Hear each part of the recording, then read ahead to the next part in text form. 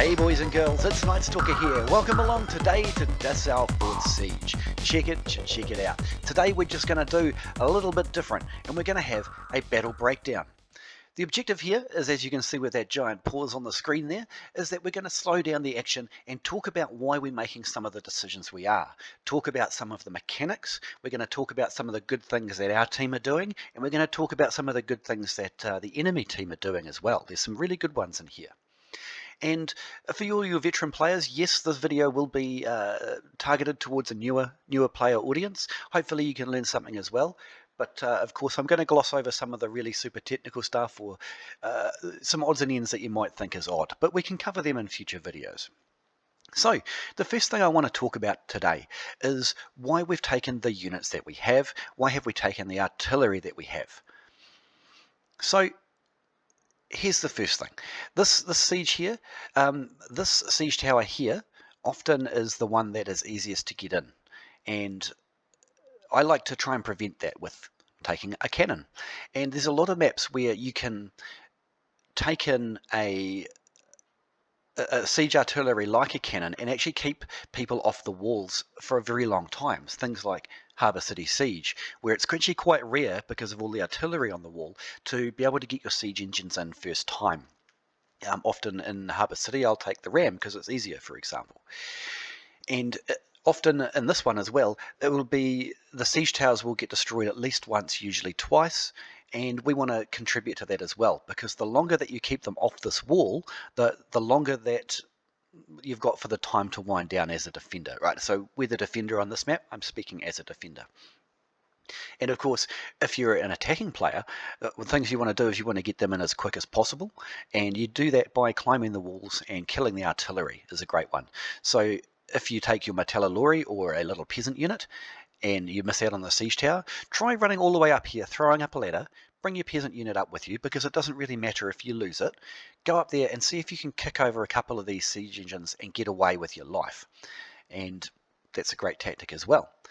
So not only have I got this cannon here to keep siege towers off the wall, but also I've taken Tersio Arqubusiers as my first choice. And that might seem unusual to a lot of people. But something that you can actually do with musket units, and especially the high tier musket units, is you can tell them to attack the siege engines and blow chunks off them with their giant guns. And that will actually quite rapidly kill a siege tower as well. Actually, within this game, I'm not going to get an opportunity to do that, and you'll see that. But that's something that you can keep in mind. We get a lot of cavalry traveling around in this area here, and they tend to come through this door here or come up the stairs and attack your point.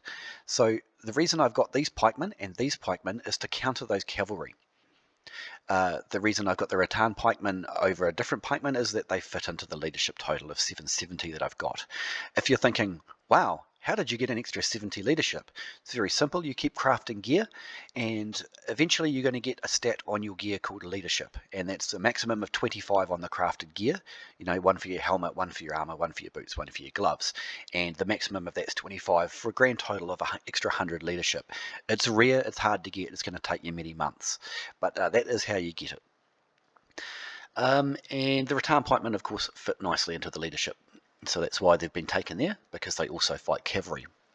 They also fight really well on walls because they've got a nice long reach and they can sit behind things like stalwarts or any other shield unit and do some nice pokey damage there. They have a weakness and a bleed on them as well. So if you get hit by a Rattan pike, you'll get poisoned, not bleed. You'll get poisoned, and also you will have an attack damage reduction. Really nice. And I've taken this shield unit here because shield units are extremely important for a game. They're a game-winning unit, and you don't see them very often. And when you do see them, often you see them played very badly. And hopefully when we play this today, well, I've watched this ahead of time, so I know that I'm going to get to show you some proper use of some shields. The other thing is that the Black Dragon shields are a premium unit. So you pay either silver or sovereigns for them, and they give you a bonus of an extra 10% hero experience, extra 10% honor, I believe, and an extra 10% unit experience as well. So they're very useful to accelerate your growth through the game, and I would recommend, if you can afford to get a premium unit. The Metallurgy are the best premium unit, so if it's your first one, I'd recommend those. Anyway, let's have a quick squiz down our team. You'll see here that we actually have a very unusual team. Why is it unusual, you say? Well, the first thing is we only have one maul. Maul is the meta weapon in the game.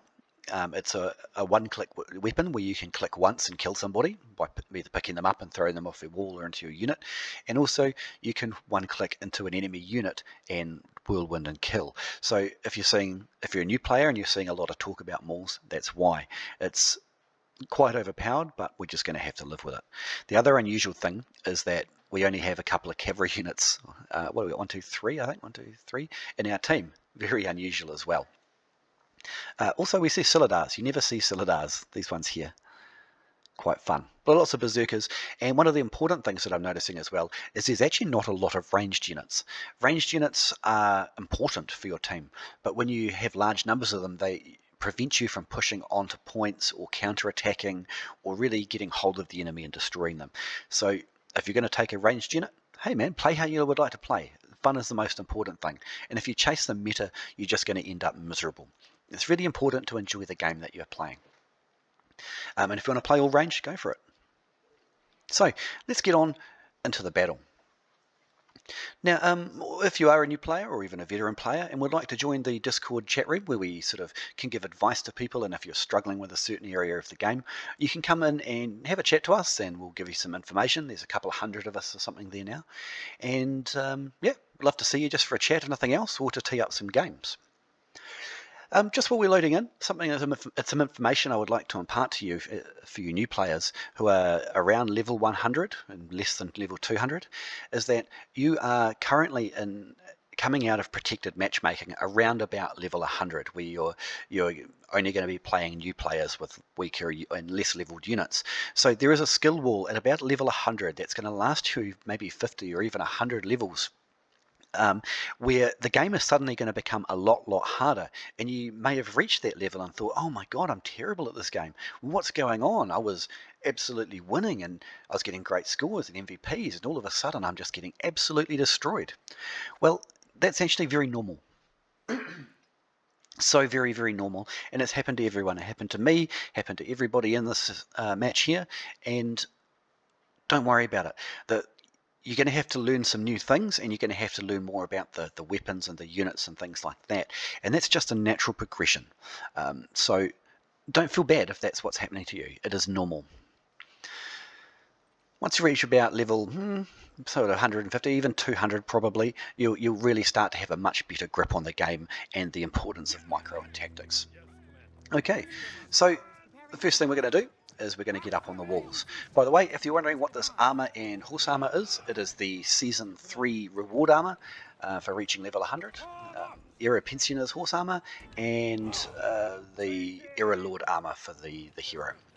So you'll notice that back there, I'll just take it back, is that we put our musket unit on the stairs here and walked away and left them.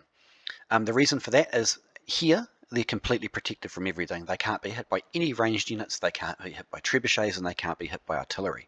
So if you're not in the habit of doing that, or putting them behind, say, the building in front of us here where the other unit is, you should really start to do that. So as I mentioned earlier, that left-hand siege tower is often the most dangerous one. So we're going to spend some time trying to knock that down. Here we go. If we give 1 or 2 shots to that right-hand siege tower, it will actually have enough time to be knocked down if our artillery in the right-hand wall survives. So that's just a very map-specific item. Yeah, we're going to focus on this main left siege tower. See this little man down the side here, shooting this up at us? He's got absolutely no chance whatsoever of destroying either a cannon or me myself. So when someone's shooting the Hawacha arrow throwers, that you just ignore them. You know, there's just nothing they can do unless you've brought your unit up behind you, which we haven't. We've put them on the stairs. Oh, big ear-ringing thud. So we don't feel like we're done with this side, and this is why we bought this cannon. And I'm going to position it here because I'll be able to shoot both siege towers, assuming that right-hand siege tower is knocked down. This one here. Sorry, center siege tower, really, isn't it? But we're going to give it a crack. The unfortunate thing about where I've placed this, which I realised after the battle, is I should have put it a little bit to the right and used the support here as protection from the cannons that are firing here. So boom, boom, boom, boom, boom, and unfortunately we're going to take some more cannon fire. And ultimately these cannon boys over here are going to destroy my cannon, and we're not going to actually be able to save anything. Regrettable. Mistakes were made, we're living with it. Now, one thing I want you to try and remember to do as often as possible is just glance at the mini-map, bottom right. As you can see, I've enlarged it, and that's just using the plus key at the top of your keyboard, not the one on the number pad, the one at the top of your keyboard beside the backspace key. Some nice easy kills, but remember, nice easy kills often have a barb in them. And we're going to see something very interesting from the enemy soon. Now here it comes. Are we watching the map as well? Is anyone climbing the walls? Keep an eye on that map. Our gate has been destroyed. See the guy on the wall there? People who are very close to walls and facing the walls are often climbing the ladder. Something to remember. Right, here we go. Now, what's happened here is we've got Mr. Shortbow and Mr. Musket. Now, Mr. Shortbow and Mr. Musket are very, very sneaky bastards. And let me show you why. Because right now, Mr. Dualblades and Mr. Nightstalker are going, oh, some village watchmen. That seems like an easy kill to me. So is Mr. Spear here. Delicious, right? But let's watch what happens. What we didn't know is hiding on the siege tower on the stairs, because we've got no vision, is a unit of Landsharks, Halberdier upgraded guys. And they have a very vicious charge. So let's see what happens when we don't notice that. What do you think about that tactic? I just got defeated by a unit of watchmen and blue tier halberdiers. Instantly deleted. Right? Now you don't just have to use Landsharks for that tactic. You can use iron cap swords, are good at it. Prefecture Pikemen, although they're a pretty weak unit, they're very, very good at charging in confined spaces. Or anything that does a lot of damage instantly on the charge. You know, paladins would have probably done it too, because it's a nice compact area. But what's important here is that they used the watchmen for bait. And then when we took the bait, they came in and just completely murdered us. Look here. That guy killed 3 of our heroes. What a great move. Let's see how this plays out. Right, are they going to survive after the charge? What we've got here is some spear sergeants. And they're able to push them back because they're taking all the impacts of those halberds on the shields. Something to remember about halberdiers as well is they will very quickly kill heroes if you try and wade into them, because they've got very high armor penetration damage and also a really good reach, so the whole unit can generally attack you. Anyway, we're going to respawn in again. What I'm doing here is I noticed on my map that actually we'd completely lost our left flank, the enemy's right flank, if you're looking at it this way. And they're starting to pour down the stairs. So I'm just letting my team know if they weren't watching the map, which they should be, and we're going to just advise them of what's going on. Don't spam the hell out of the map. Only make markers in areas where you're confident that it actually matters. You know, if you start pinging all over the place, people will just ignore you. So we've decided to go around this way. The reason for that is that had we gone the other way, we'd end up just down at the main gate, if you're familiar with this map, and I don't really want to be there with a light pikeman unit. I want to be up on the walls here. I did briefly consider whether they were going to go across to the other capture point once they got there, because you can see them coming up the left-hand siege tower as you look at it on the map, but really we're being overrun up here. They're using a lot of light units, so the Rattan pikemen were a good choice in this instance, I think. See, if we just go back there, had I made the decision to go down to the front gate, we would have ended up here fighting all of this all by ourselves. We would have had no support. So that was a good decision. See how that Nadachi's getting chewed up in the middle? It's because he made the wrong choice. Always try and join the battle from the side that your team is joining the battle on already. Oops, bit of a trebuchet. Because if you end up trying to join a mass battle like this from the wrong side, your troops become very vulnerable and isolated. Now that's not the case if you're taking a flanking unit and you're making a deliberate flank to open up. But you see how that Nadachi got trapped between two enemy units. That's not a flank, that's joining the battle from the wrong side. So, What we're seeing here is the reason that all of our team has suddenly come to a stop is because we've got these guys here, the stalwarts. And stalwarts are very, very difficult to push through. It doesn't matter who or what you are, they're difficult to push through. They've also got some support in terms of a whole bunch of heroes, 1, 2, 3, 4, 5 of them. And we've got some condos here that once we start engaging this unit from the front, because they'll spread out across or they'll just continue to block this little narrow passageway, is that they will countercharge us. And we have pikes with no shields, right? So when they countercharge, they'll do massive damage to our units. Not to the stalwarts, they have shields, but all of these light units will get massively damaged, and then they'll put on their shock attack. So the reason everyone's come to a stop here and decided, oh, let's just have a think about this for a minute, is because of that.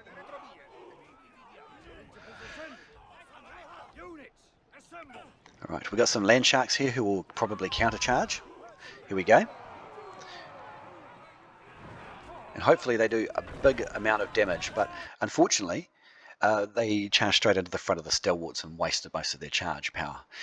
So this is a very common thing to have happen. We had a whole bunch of units bunched up on the stairs, just waiting and thinking, and it was just pure luck that we all decided to move off at the same time. I called my unit down. I'm going to have to quickly tell them to go back up so they don't walk through the fiery death balls.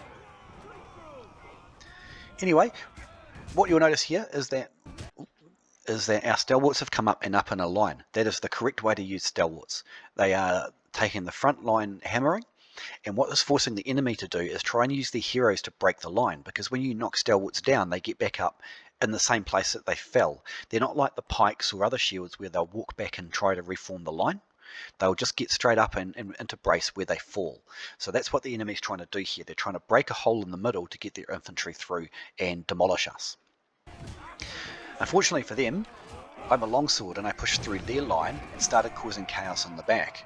And what that means is that it enabled our berserkers to overwhelm the rest of the units without the hero's warrior. And they're making the right decision and running away from this because they don't want to fight pikes. It'll kill their horses, which is just annoying more than anything else, but also it will make them weak and slow because of the Rattan poison. So we're not mucking around anymore. We're not going to chase them down the stairwell. We're going to come up and we're going to, again, have you been watching the map? You've been watching the map, right? I know you have, because that's what we've been talking about. See all of these guys stretched out here? They're making a big solid push on C, but they're also very spread out. And that makes them, well, less of a hammer to push onto C and more of a victim when you start attacking them in the back. So let's see how this plays out for us. At this point, the light units that we've got are not ideal. We would probably want some more medium or heavy sort of units here.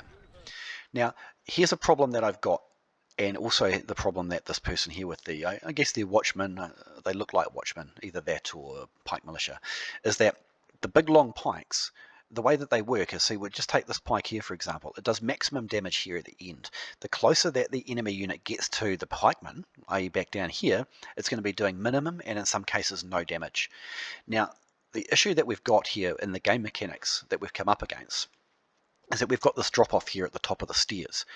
And the problem with that is that pikes fight very poorly on stairs because the mechanics of the game don't allow the pikes to attack downwards or upwards. They can only attack, well, very slightly they can, but it's not you can't attack down on a 90 degree or even down on a 45 degree. It's more like a 10 to 20 degree angle. So the pikes have to get very, very close to their targets in order to inflict damage. But the closer they get to their target, the less damage they do. So we've got this situation where we're in a less than favourable position, and we're going to have to try and crack through the stairs with our heroes. At this point, we are saving C down here on the map, because all of these people have to turn around and come back and fight us, or they're going to be completely overwhelmed. So the hope here at this point, as the status of this game is that this part of our team will overwhelm this part, and this part of our team will overwhelm this part. Let's see how we go here. It's a very, very brave hero to walk into a unit of pikes like that. And unfortunately, he's isolated now and just gets pinned by our heroes and murdered.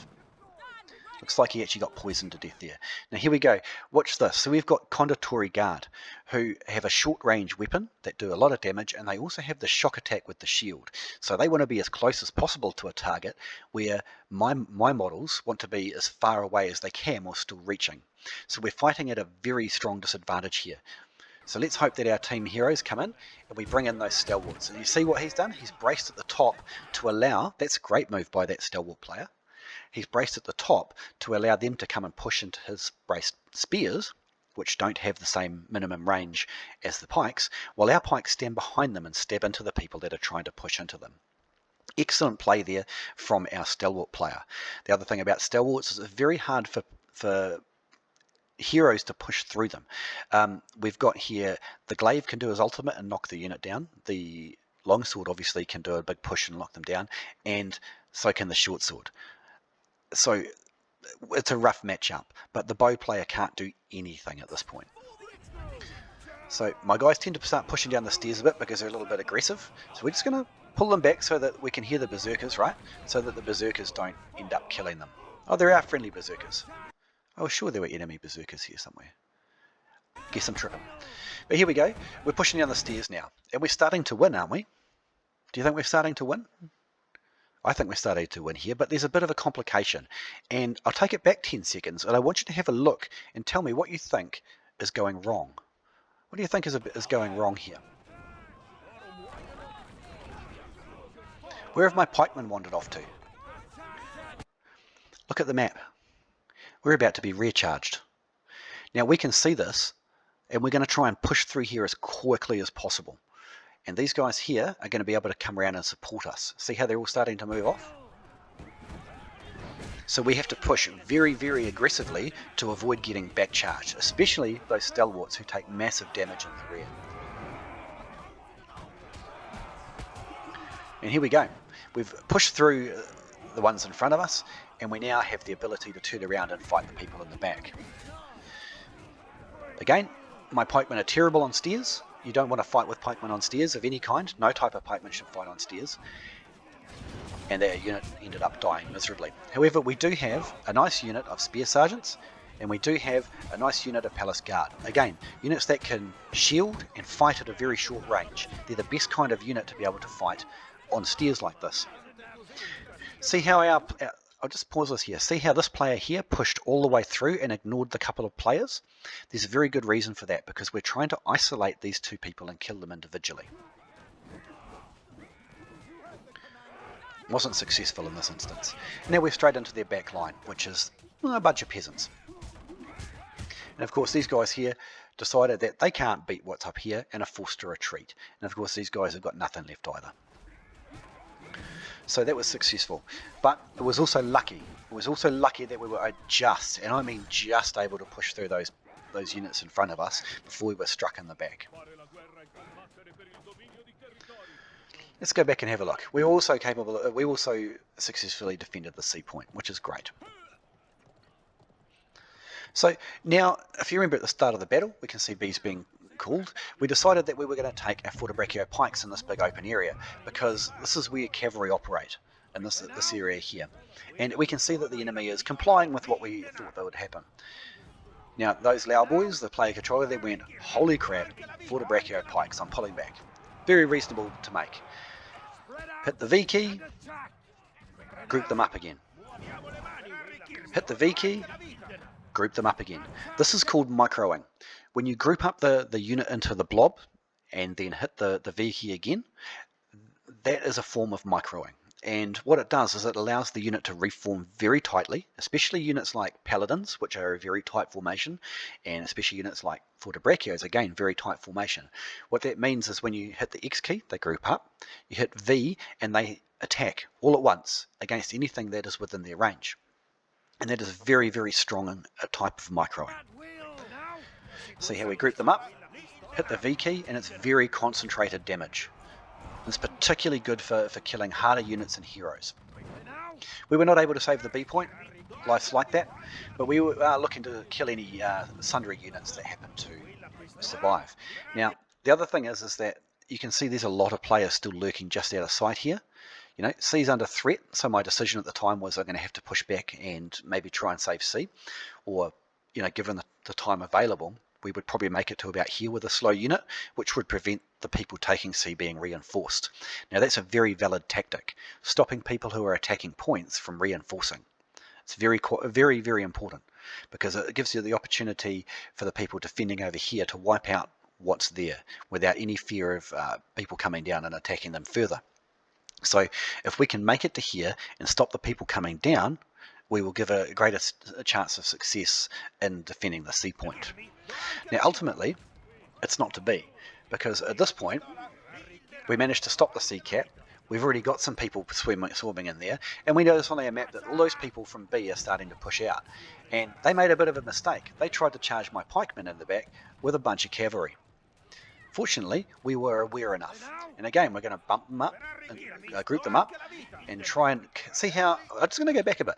See how here, we've got these cavalry that are going to come around and go this way. Don't walk directly towards the unit that you're trying to intercept. Walk where the unit is going to be. Watch this. We're a very slow unit chasing a very fast unit. We've got some stragglers, and we see them coming down, so we try and push past them, and then we hit our V key to micro them. And we managed to wipe out 2 more. Right, that's a very expensive Laos Rangers tier 5 cavalry unit, and our little Fortebraccios just treated them like they were ragdolls. So they're running off now to attack the end point. At this point, there's no way that we can catch them. Now, you're watching your map, right? You're watching your map. What's happening back here? You'll get a little queue down here as well in the bottom left. Uh-oh. See how he can't do a lot of damage to our unit because he's a short sword, but he will knock them down until the damaging unit comes to get them. So our role now has changed from blocking the sea point to blocking the reinforcements that are attacking our final point. The first hurdle we have to overcome is a couple of heroes, a musket and a short sword, which are very capable of just knocking our unit down repeatedly. And we're going to get shot by these iron cap gunners the whole time. Don't dismiss iron cap gunners. All right, this sort of range, they can do phenomenal damage. These ones might be low level, they might be high level, we don't know. But they are entirely capable of killing my unit. So what I'm going to do here, you can see my little symbol here where my shield is up, is that I'm going to be the closest unit to the gunners. I'm going to try and put myself right at the front, and I'm going to hold up my shield, and hopefully I don't get instantly executed, and hopefully most of the shots land on my shield, because they will target the closest unit unless they've been instructed otherwise. But these guys have just come down and been told to fire. See how they're not in a group? So I know that their fire has been directed. So how successful we're going to be, I'm not sure. The short sword is going to run away now because he's got an ability called Ironsides that gives him a massive defensive boost, but it's only for a limited period of time. So he's come into my unit, jumped up and down on them a few times, and he's run out now, so he's actually got a debuff on at the moment. So I'm in my mind, I'm like, he's actually weaker than usual at this point, and there's not much more he can do to me at this point. So his goal is going to be to get away, wait for his cooldown if he can, and try and just sort of snipe at me. Here we go. We're going to try and keep pushing our Fortebraccio into these guys. And see how I'm just completely ignoring this poleaxe hero. The reason for that is if he ults me and pins me to the ground, all of these guys here are going to turn around and stab him in the back immediately and pretty much kill him straight away. He needs to keep moving and try and use his ability that knocks down units to try and save his unit. But they're actually going to make a bit of a mistake here and change the direction that they're walking. See how nasty these guys are when you micro them? And see, again, I'm not walking straight at the closest unit. I know that they're retreating this way or this way, so I'm going to try and cut off that path as much as possible. Unfortunately, at this point, I'm on half health. I've got 3 highly capable CC heroes on me. I'm thinking in my head, I'm not getting away. But look at all these monstrous damage numbers that we managed to put out here. And at this stage, we've kept all of these guys busy and prevented the guys attacking the home point. We've kept them away from that for at least a full minute. So in game terms, and looking for the success of the game rather than to try and get kills and things like that, we've actually done pretty well. Fortebraccios make their best last stand that they can, and we're in the cooldown mode. So we notice here that B's being swarmed. Just one thing, I don't know if you noticed this, but if you're actually in the game, you can hover over a dot and it will tell you their name and what unit they've got out. All right. You can also see, like, this guy here is clearly a more dangerous player than, say, this guy. So if you've got this guy running around with Laos Rangers and you can see that he's there, you know that the chances are he's going to come through this way, right? Or he would have to cross here to attack C. So you can use this information to improve your game. Right, now that we're just going to skip past the death scene, because who wants to look at a grey screen for a minute? And we're going to get back on. At this point, I'm thinking we need to defend that C point, because that's where they're coming next. It's quite obvious that there's a big scrap going on in the main courtyard, and we're going to take the shield unit, and we're going to do what shield units do best. Shield stuff. Seems obvious, right? But there's a little quirk on the C point, and that quirk is, again, this very short stairway, and this one here, right? And this stairway is very important to the way the mechanics of the game work. And we're going to demonstrate why that is. Right, so the cavalry are going to come up. I'm going to take that opportunity while no one's looking just to get a bit of damage in on this unit. Hopefully it'll give our cavalry a chance to get away as well.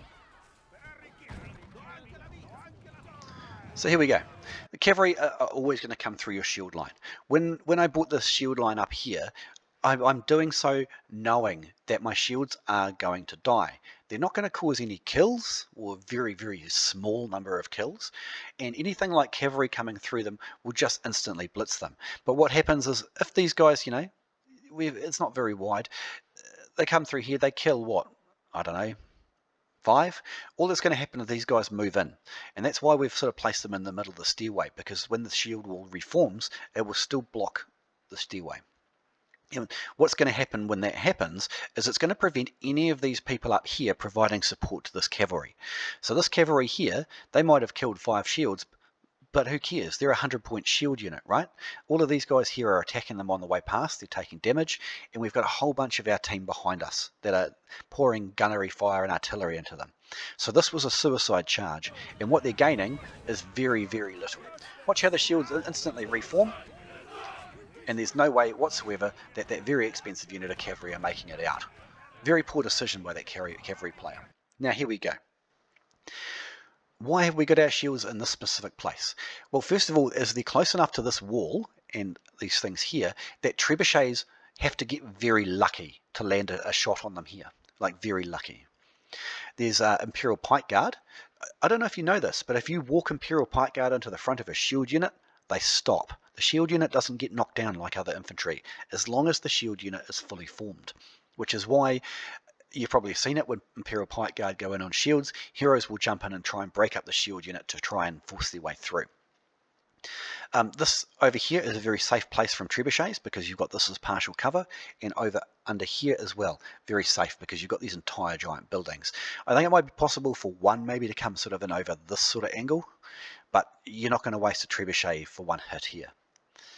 And we're going to use that to maximum effect as well. Oh, the other thing is, as people are coming down the stairs, just like I explained earlier when we were fighting up on these stairs, is that pikes and things like that are going to be completely ineffective because of the way that their attack angles work, right? So they're either going to have to come all the way to the bottom of the stairs and let my spearmen stab them, at which point they're doing almost no damage, or they're going to have to try and break up the unit to try and force the pikes in to be able to attack, which is a very dangerous prospect given how much combined arms we've got here. Look, we've got these shields stopping movement down the stairs. We've got these guys ready to respond instantly. All they have to do is go here and go into brace, and they'll just destroy anything standing here. And we've got these pikes behind as well in case they want to charge any more cavalry in, although it's quite obvious up here that they don't actually have any right now. We've got guns behind us, and people are building artillery. See that? That's not a unit of cavalry. That's what's left of those guys before. Now, the gunners stopped cavalry, and so do the pikes. And he's made the right decision there. Oh no, he hasn't. See this? He's moved his pikes up too far. For the same reasons that we were talking about before. They can't attack anything there, nothing. They need to be sitting right behind or right inside the shield line. That is the correct place for braced pikes. These stalwarts, they can come down and brace and they'll kill these guys. They won't in this game, but they can. All they have to do is go down, brace, kill, and go back, and they've killed the unit. Never mind. We just keep healing everybody as they come. So these guys here, this is a high level game, right? These guys are not new players. These guys are level 7, 8, 900. And they know that they can't push down because of the mechanics of the stairs. There's a couple of them who try. See that trebuchet? That's about the lowest angle you can get. You know, you can't really hit where the shields are sitting. Again, that's an absolutely shocking cavalry charge, right? Straight into braced pikes and things like that, and a whole bunch of heroes. I'm doing my best to save them by just knocking some over, but I'm not going to stay inside that fight. I'm going to come straight back down. See that? We've sort of tempted them into attacking, into counter-attacking. It hasn't worked out so well for them. But of course it worked out really poorly for our cavalry as well. See here how they're trying to trap us, but the impacts are all here. And you get the occasional one that will just thread the needle, like that one there. But really, it's very, very hard to trap here, and it's almost a waste of a trap unless there's things standing behind you. Look at this, look at this. Dug, dug, dug, dug, dug, dug, dug, dug. They're all just getting shot up by the guns behind us and knocked out of their charge. And then they hit the shield wall and simply can't go any further. All of these heroes have jumped in to try and break up the shield wall, but they've made the critical mistake of jumping into an absolute mass of our players and units. Now, they've brought up some crossbows to try and shoot people up. Not a terrible idea, actually. They will start causing some casualties. But there's so much here that they're going to have to do a lot more than that.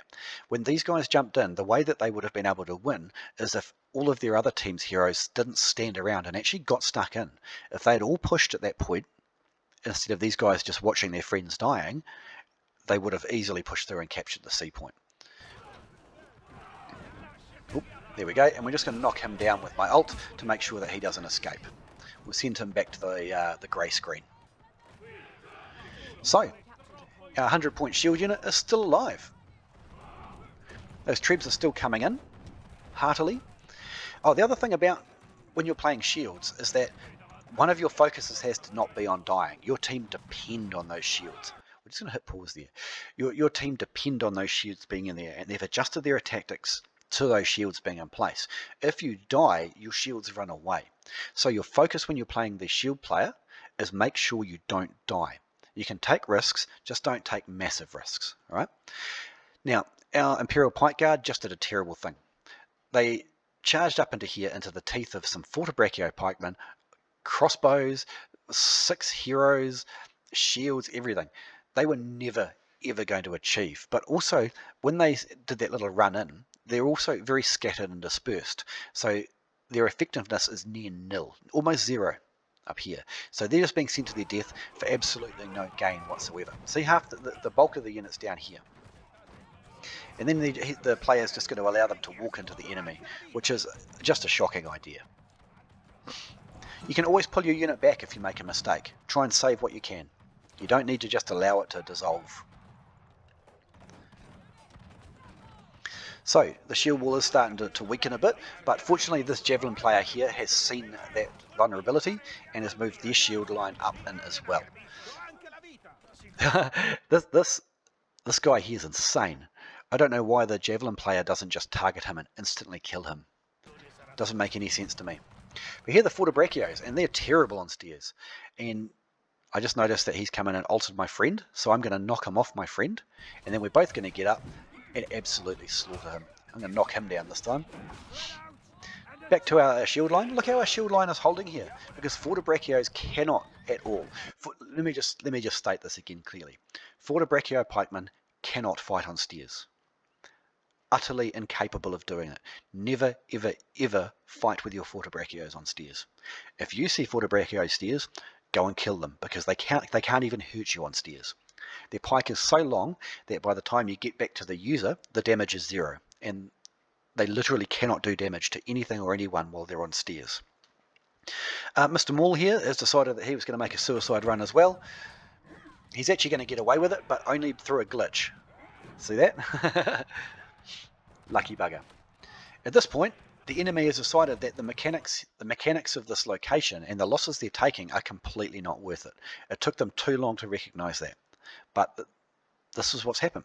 We've completely outplayed them by using the mechanics of the game. For one unit of 100-point shields, you with me here? That's how much impact low level stuff can have when you're using the mechanics of the game correctly.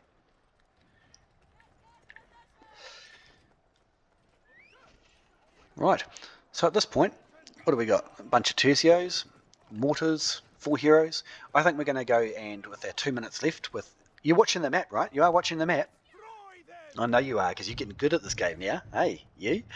So you notice that they're making a big push onto our end point. So we're going to take these Tersios, and we're going to try and intercept where their reinforcements are coming from, same as we did with the Fortebraccios. So it doesn't matter if this unit dies at this point, because there's a minute 30 left. So let's pick on these guys at the back. We'll try and save our friendly hero. And we notice bad stuff is happening. How can we get away? These guys have made a critical mistake. What was their mistake? Their mistake is underestimating the Tersio Arqubusiers. Tersio Arqubusiers are not bad in combat. They're not. The reason for that is because they have an ability where they block. Where, for example, the Maul swings his hammer at the Tersio just blocks it and nothing happens to the Tersio whatsoever. Now, that's also going to prove useful against these guys. But we're also supported. Look up here, right? So at this point, the battle shifted from being here to here. We're now the front line. We have to accept that. Like when we moved into this position, we knew we were making a very dangerous decision for the Tersios, but the object here is not to live and it's not to do damage, it's to stop the reinforcements getting to the end point. The enemy only have a minute 20. However, they've underestimated them, and they're going to lose a lot of units and a hero. Let's find out. Right? Tersios are not terrible in close combat. They're certainly not as good as condos, but they're not going to lose instantly to condos like a unit of archers would. They're still taking the fight, man. They're fighting 2 heroes in a unit. There's still some left. They kick the hero to death, and fortunately, our javelin player sees the same thing. Where the battle is has changed. No, it's moved. And again, we're going to try and block these guys from making it to the end point. We don't have to live personally. Our unit doesn't have to live. The objective is to stop this pike unit and these heroes getting to the end point for as long as possible. Let's just go back to where that was pinging on the map when I had that open. I'll just make a little point here. Right, we've just pinged, or somebody's just pinged a C point asking for help because there's a little bit of a push going on here. However, at this point, you can see that they're running out of units. Most of those are probably peasants at this stage of the game, and we are not running out of units because they wasted so much pushing here. But anyone who's defending doesn't have to come across, because you'll see very quickly on the map, if you're watching, that our teams start counter-attacking, which means that they're easily winning that side. So this guy here, who's running back, he's a waste of time. He should have gone to the end point to defend that. These are the tricky things that go on in a game of Conqueror's Blade that you have to recognise. See, these guys have been pushed back so far and they have so few units left that we're completely countering attacking onto their point. Absolutely devastating.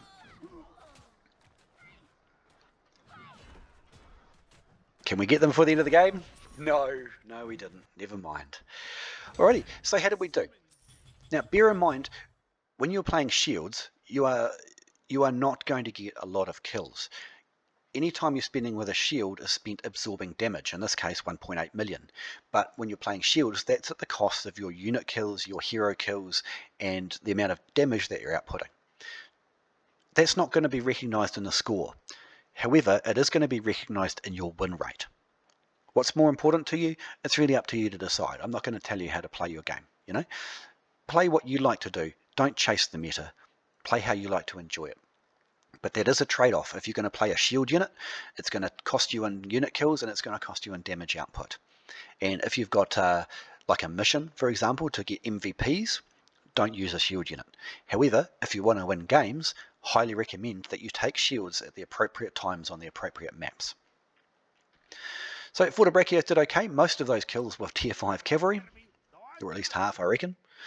Tersios did fine. Look at that. Let me just pause that there. Those Tersios, that was in close combat pretty much, the whole lot. They killed 13 condos and a hero in close combat. Fun times, or close enough too, right? The odd one would have got shot. Rattan Pikemen, didn't do too badly. And look, we actually got a kill with a Black Dragon Spearmen, which is pretty good actually. Probably the record. Fun times. Oh, just see this skin here. This is the what do you call that? The Sea Devil's skin. You can buy that on if you hit C key on Frontier versions. You can buy that in the store, or on My Games you can go to the My Games store and you can buy this skin. It'll ask you to put in a content creator code. That'd be me. Just put the word Night Stalker. That'd be really good. And you can get this as well. They look like Conquistadors, and I love it. I've also got it on my Imperial Gunners. Anyway, enough advertising. Let's just move through. And you'll notice that even though we used a shield unit, we still managed to come middle of the range here, right? Taking damage does give you score on the board. But all things considered, I think we had a really big impact on the game. Our Rattan Pikemen, well, they were just part of the blob, what you call the blob, where the majority of the units are fighting, pushing through. But they were also part of the counter push on B, where we attacked them from behind, so they were useful. The shields, oh my goodness, those shields just held that point for ages with all that support that we had from our team. That was such a good combined arms teams play, and the shields really were the linchpin in that, stopping them moving out into the point. The Fortebraccios did great. They just murdered so much of that tier 5 cavalry, and they're so dangerous, those Laos cav. You just kill them at every opportunity. And they also prevented reinforcement onto the end point as well, at a time when our team were not ready for it. So they were in the right place at the right time as well. Even though we died, and so did the unit, we held up that push at a point far away from the end point for a little while. And of course, the old Tersios, we just pretty much put them in the way, made them a speed bump, but they did okay. They did the job I asked of them, right? They didn't die immediately, and they stopped the reinforcement of the end point. So overall, all the units did their jobs well. As you can see, again, when you're using a shield unit, you don't get a very good end score in inverted commas, but that's just life. Alrighty. I hope you learned something new in this battle breakdown. If you'd like to see more battles like this, please let me know in the comments below, because I really need to know what you guys like to watch, and I can only base that on feedback, right? So I hope you learned something new, or you just enjoyed watching the battle in slow motion. Thanks for coming to my channel.